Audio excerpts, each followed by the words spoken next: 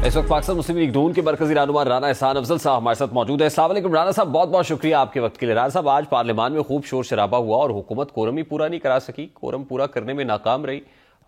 क्या वजह बनी राना साहब? बिस्मिल्लाहिर्रहमानिर्रहीम। जी बिल्कुल, देखें कोरम पूरा होना चाहिए था। मेंबर्स की जिम्मेदारी होती है कि वो वहाँ मौजूद हों। तो मेरे ख्याल से इसके ऊपर जो व्हिप है और जो पार्लियामानी लीडर हैं वो इसका ज़रूर नोटिस लेंगे और इसको इंश्योर किया जाएगा कि कोरम पूरा हो। ये ऐसा नहीं होना चाहिए था। और सर, ये एक सवाल है जो पीटीआई मुसलसल कर रही है। कल भी हमने देखा वो जो एहतजाज का एक अनोखा अंदाज है जो शहबाज शरीफ साहब दे गए, वो जापानी एहतजाज जो है कल भी हमने देखा, और आज बैनर्स और प्लेकार्ड्स लेके अरकान असम्बली आए हुए थे। तो क्या प्रेशर माउंट हो रहा है हुकूमत पे? ये तो अच्छी बात है। एहतजाज जो है वो जमहूरियत का पार्ट है और ये एहतजाज तो अच्छे लगते हैं जब आप इस्लामाबाद के ऊपर धावा बोल दें और तोड़ फोड़ करें और जलाओ घेराव करें, तो वो एहतजाज ठीक नहीं होता। ये तो this is allowed and welcome. इस एहतजाज को लेकिन उसको रिस्पॉन्ड कैसे करेंगे जो सवाल पूछे जा रहे हैं? देखिए, जवाब तो उनको मिल रहे हैं। सवाल तो हर सवाल का जवाब मिलेगा। हुकूमत राइट पे है और हुकूमत तो बारहा कोशिश कर रही है कि मुल्क की मईशत जो है वो अब ग्रोथ की तरफ गामजन हो, तो हर सवाल का जवाब नहीं। लेकिन वो सवाल पूछ रहे हैं गोली किसने चलाई, वो इस तरह की चीजें लिख के पूछ रहे हैं आपसे, और वो 26 नवंबर का हवाला दे रहे हैं, वो 9 मई की बात कर रहे हैं, वो जुडिशल इंक्वायरी का मुतालबा कर रहे हैं। तो हुकूमत संजीदा है जुडिशल इंक्वायरी कराने में? देखिए, गोली तो पीटीआई वालों ने चलाई, क्योंकि हुकूमत ने तो गोली नहीं चलाई।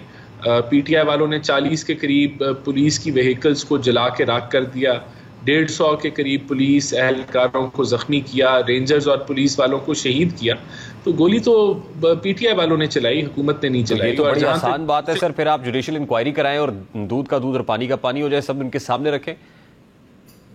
देखिए, ये तो मुज़ाकराती कमेटी ने अब फैसला करना है। जब उनके पास एक रिटन डिमांड आएगी, गालबन कल है, 16 जनवरी को है जो नशिस्त है, तो उसके अंदर ये फैसले होंगे और उसका तहरीरी जवाब उनको लिख के दिया जाएगा। लेकिन जुडिशल कमीशन के अंदर जुडिशल कमीशन तब नहीं बनता जब अदालतें सजाएं सुना दें और 90% जो अदालती कार्रवाई है वो मुकम्मल हो जाए।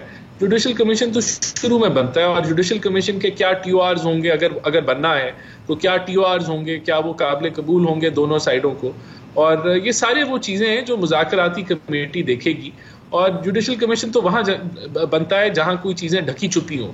तो 9 मई के हवाले से तो चीज़ें बड़ी ओपन है। पूरी दुनिया ने, पूरे पाकिस्तान ने उसको विटनेस किया। बहुत सारी सीसीटीवी फुटेज है, बहुत सारी वीडियोस हैं, और तो ये सारे देखिए, सिविलियंस के मिलिट्री कोर्ट ट्रायल से मुताल्लिक कुछ सवालात आईनी बेंच भी पूछ रहा है और वजारत दिफा के वकील से पूछ रहा है, और वो सवालात भी बड़े संजीदा नौयत के।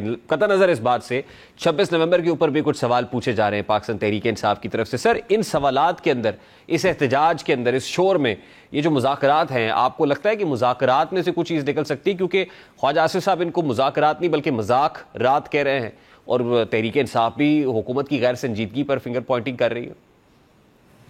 देखिए, बात तो ये है कि हुकूमत ने तो हमेशा, या प्राइम मिनिस्टर शहबाज शरीफ या PMLN की तरफ से तो हमेशा बातचीत की बात हुई है। चाहे वो अपोजिशन लीडर थे तो उन्होंने चार्टर ऑफ इकोनॉमी की बात की, एपेक्स कमेटी में जिक्र किया कि हमें फसादात को छोड़ के आगे बढ़ना चाहिए। लेकिन बहुत सारे लीडर्स का ये पॉइंट ऑफ व्यू है कि पीटीआई एक इंतशारी जमात है जिसने हमेशा इंतशार का रास्ता लिया है, तो इन पे एतमाद नहीं किया जा सकता और ये हमेशा गुमराह करने की कोशिश करेंगे। बहरहाल ये उनका अपना मौक़िफ़ है, लेकिन हुकूमती मौक़िफ़ तो यही है कि मुज़ाकरात की कमेटी बनी है और उसको एक अच्छी उम्मीद के साथ चलाया जा रहा है। तो देखते हैं क्या होता है। हम तो बट राणा साहब, it looks as if government is surrounded by so many doubts, कुछ वसवसों में घिरी हुई है, और इन वसवसों का इजहार खुलकर तो नहीं लेकिन दबे अल्फाज में खुद प्राइम मिनिस्टर साहब भी कर रहे हैं। वो क्या वसवसे हैं जो हुकूमत को लाहक है? क्या वो 190 मिलियन पाउंड केस का फैसला मौखर हो जाना, 9 मई के ऊपर अदालती रिमार्क्स होना, फिर कुछ मुलाकातें होना, हुकूमत को ये खतरा लगा कि कोई बैकडोर बात हो रही है, तो क्या ये वसवसे हैं जो हुकूमत जिनसे दो चार है, जिनका शिकार है इस वक्त? नहीं, हुकूमत को कोई फिक्र नहीं है, क्योंकि कोई बैकडोर मुज़ाकरात नहीं हो रहे इस चीज़ का कोई, ये ज़रूर है कि जो PTI की एक तारीख है उसके ऊपर एतबार नहीं किया जा सकता। उसके अलावा हुकूमत को कोई फिक्र नहीं है। हुकूमत जो है वो तो अल्हम्दुलिल्लाह इकोनॉमिक टर्न अराउंड कर चुकी है और आगे हम ग्रोथ की तरफ बढ़ रहे हैं। तो हम तो बहुत कॉन्फिडेंट हैं कि हम इस मुल्क को मजीद बेहतरी की तरफ लेके जाएंगे और हमारी कोशिश है कि इस पोलराइजेशन को ठंडा किया जाए। लेकिन जब आप शराइत रख लें, डेडलाइंस रख लें, तो वो ऑब्वियसली फिर वो नजर आता है कि ये मुज़ाकरात अगर ऐसे PTI करेगी इनके साथ तो ये कहाँ चलेंगे। लेकिन हमारी कोशिश में कोई कमी पेशी नहीं है। हमने तो तहरीरी तौर पे कहा था हमें लिख के दे दें, उस पर इन्होंने बड़ी ताखीर की और फिर हमने कहा था कि हम इनकी मुलाकात करा देंगे, वो मुलाकात भी मुकम्मल होगी। तो हमारी तरफ से तो वो इकदामात नहीं, लेकिन मुज़ाकराती कमेटी की मुलाकात तो नहीं कराई गई ना सर? नहीं, करा दी गई, पूरी मुज़ाकराती कमेटी मिल चुकी है PTI से। तो खान साहब, आपको लग रहा है सर कि अल्टीमेटली कंक्लूसिव होंगे ये जो हुकूमत और PTI के माबैन एंगेजमेंट है, कंक्लूसिव हो जाएगी, या फिर हुकूमत को ये अंदाजा है कि एस्टैब्लिशमेंट के साथ कोई ना कोई ऑन बोर्ड है? क्योंकि हुकूमती हलकों से ये तासुर मिलता है ना कि कहीं ना कहीं कोई अली अमीन गंडापुर साहब हों या बुशरा बीबी हों, ये कोई राब्ताकारी कर रहे हैं। ये देखें, हम तो पुर उम्मीद हैं क्योंकि ये सारी एक इतना एफर्ट हो रहा है, तो ये तो इसी बेसिस पे हो रहा है कि माहौल ठंडा हो। लेकिन बात ये कि सबके सामने रिजल्ट आ जाएंगे, ढके छुपे तो नहीं आएंगे। हमारी कोशिश, हमारी नीयत क्लियर है। हम समझते हैं कि मुल्क के अंदर माहौल ठंडा करना चाहिए और शराइत कौन, डेडलाइंस कौन दे रहा है कि हमारी शर्त ना मानी गई तो फिर ख़त्म हो जाएंगे। तो ख़त्म होने की मुज़ाकरात बात तो PTI कर रही है। तो सर ये हुकूमत लास्टली 20 जनवरी से पहले कर लेगी? नहीं, हमें कोई 20 जनवरी या 25 जनवरी या 30 जनवरी का कोई गम या फिक्र नहीं है।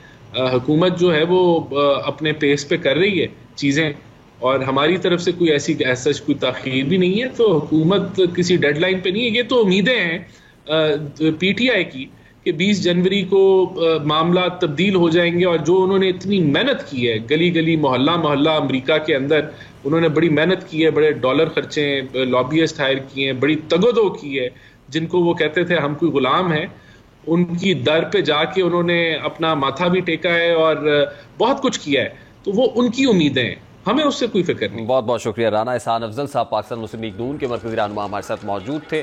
Chief of the army staff general Asim Munir ने खैबर पख्तूनख्वा में दहशतगर्दी के बढ़ते हुए वाक़यात के दौरान सियासी रहनुमाओं से मुलाकात की और आर्मी चीफ ने सियासी रहनुमाओं से गुफ्तगू करते हुए कहा है कि हमारी पॉलिसी सिर्फ और सिर्फ पाकिस्तान है।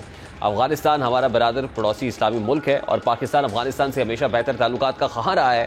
अफगानिस्तान से सिर्फ फितनतुल खारिज की अफगानिस्तान में मौजूदगी और सरहद पार से पाकिस्तान में दहशतगर्दी का फैलाने पर इख्तलाफ है और इस वक्त तक रहेगा जब तक वो इस मसले को दूर नहीं करते। खैबर पख्तूनख्वा में कोई बड़े पैमाने पर ऑपरेशन नहीं किया जा रहा और ना ही फितनतुल खारिज की पाकिस्तान के किसी भी इलाके में अमलदारी है। सिर्फ इंटेलिजेंस की बुनियाद पर टारगेटेड कार्रवाई की जाती है। क्या फसाद फिल अर्ज अल्लाह के नज़दीक एक बहुत बड़ा गुनाह नहीं है? आर्मी चीफ का मजीद कह रहा था कि रियासत है तो सियासत है, खुदा न खास्ता रियासत नहीं है तो कुछ भी नहीं। हम सबको बिला तफरीक और तासुब दहशतगर्दी के खिलाफ यकजा होना होगा। जब हम मुत्तहिद होकर चलेंगे तो सूरत हाल जल्द बेहतर हो जाएगी। इंसान खता का पुतला है, हम सब गलतियां करते हैं, लेकिन इन गलतियों को ना मानना और इनसे सबक ना सीखना उससे भी बड़ी गलती है। अवाम और फौज के दरमियान एक खास रिश्ता है। इस रिश्ते में किसी खलीज का झूठा बयानिया बुनियादी तौर पर बैरून मुल्क से एक मखसूस एजेंडे के जरिए चलाया जाता है।